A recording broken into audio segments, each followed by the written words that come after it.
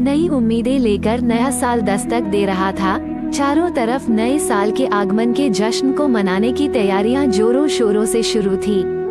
साल बदलते ही कैलेंडर पर तारीख बदल जाती है, पर मेरे लिए क्या नया साल क्या पुराना साल। जब से ब्याह कर इस घर में आई हूँ, मेरे लिए तो दोनों ही बराबर है।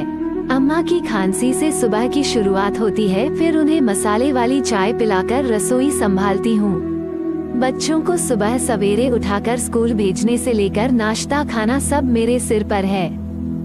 ऐसे में खुद के खाने में कभी 12 तो कभी 1 बज जाते हैं।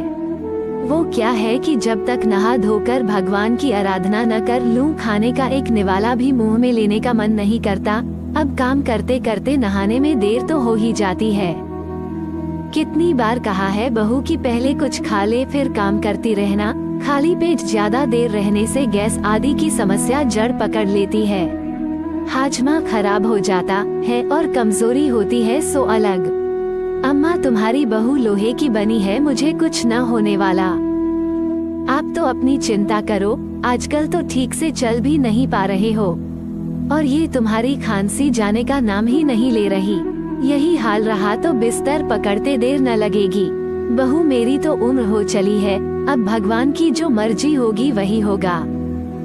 लेकिन तुम अपने शरीर के साथ बहुत गलत कर रही हो। माना कि तुम्हारा शरीर लोहे का बना है, लेकिन रखरखाव न किया जाए तो लोहे में भी जंग लग जावे है। खाना पीना समय पर होना चाहिए, नहीं तो एक दिन ये सेहत साथ नहीं देगी। घर के काम में व्यस्त इतनी रहती कि अम्मा की बातें हवा में उड़ा देती। ये भी कभी ख्याल नहीं आया कि कुछ तो अनुभव से ही अम्मा ये सब कहती होगी। साल दर साल यही सिलसिला चलता रहा। घर के काम मेरी प्राथमिकता में थे, सेहत की कभी सुध ही नहीं ली। मन में यही लगता था कि मुझे कभी कुछ होगा ही नहीं, मैं हमेशा स्वस्थ रहूंगी। लेकिन मेरा ये भ्रम बहुत जल्द ही टूटने वाला था, इसकी तो मुझे भनक भी नहीं थी।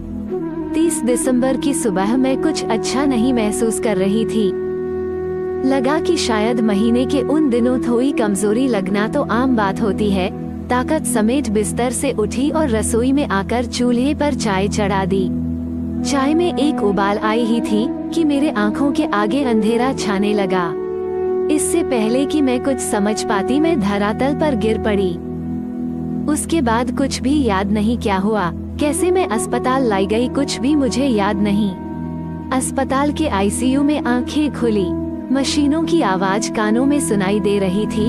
इन्हीं आवाजों में पति देव की धीमी आवाज सुन मेरी आंखें चमक उठी।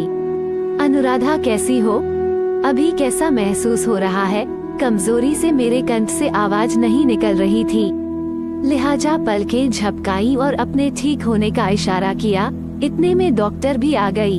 हाथ में लगी सलाइन की बोतल में इंजेक्शन से दवाई डाली। फिर पति देव से कुछ बातें की और मेरी ओर देख मुस्कुरा कर वहाँ से चली गई। हाथ में लगी सलाइन की बोतल में इंजेक्शन से दवाई डाली, फिर पति देव से कुछ बातें की और मेरी ओर देख मुस्कुरा कर वहाँ से चली गई। थोड़ी देर बाद मैंने हिम्मत करके पति देव से पूछ ही लिया, मुझे क्या हुआ था? क्या हुआ था ये तुम पूछ रही हो? कितनी बार मैंने और अम्मा ने तुम्हें समझाने की कोशिश की, पहले खाना खा लिया करो फिर काम करो, पर नहीं, तुम्हें तो रोजाना 12 बजे से पहले खाना ही नहीं है। खून की कमी के कारण तुम बेहोश हो गई थी और तुम्हारा शुगर लेवल भी काफी बढ़ा हुआ है। डॉक्टर ने दवाई दी है जिससे शुगर कंट्रोल में हो जाएगा, लेकिन तुम्हें खान पान पर विशेष ध्यान देना होगा। थोड़ी थोड़ी देर में कुछ न कुछ खाना खाते रहना होगा। इसलिए अब ये पूजा पाठ के चक्कर को तो भूल ही जाना। अस्पताल में पति की झिड़कियां जारी थी, जिन्हें सुन मैं अपने किए पर पछता रही थी। ठोकर खाकर अब जाके मैं समझ रही थी कि मैंने अपनी दुर्गति स्वयं की है। इसलिए जब पूरी दुनिया आज नववर्ष के आगमन से ठीक पहले जश्न में डूबी हुई है, उस समय मैं अस्पताल में पड़ी थी। साल का ये अंतिम दिन मैं कभी नहीं भूल सकती थी, जिसने जाते जाते मेरी अक्ल ठिकाने लगा दी थी। अस्पताल के बिस्तर पर लेटे हुए ही मैंने तय किया कि नए साल में सबसे पहले अपनी सेहत की गाड़ी को पटरी पर लाना है। अब और लापरवाही नहीं बरतनी। प्रिय पाठकों, पूजा ध्यान करना अच्छी बात है, मन को शांति मिलती है, लेकिन इसके लिए अपनी सेहत को दांव पर लगा देना अक्लमंदी नहीं। वो कहते हैं ना, भजन में मन तभी लगता है जब पेट में अन्न हो। दोस्तों, अगर यह कहानी आपको अच्छी लगी हो तो वीडियो को लाइक और चैनल को जरूर सब्सक्राइब करें।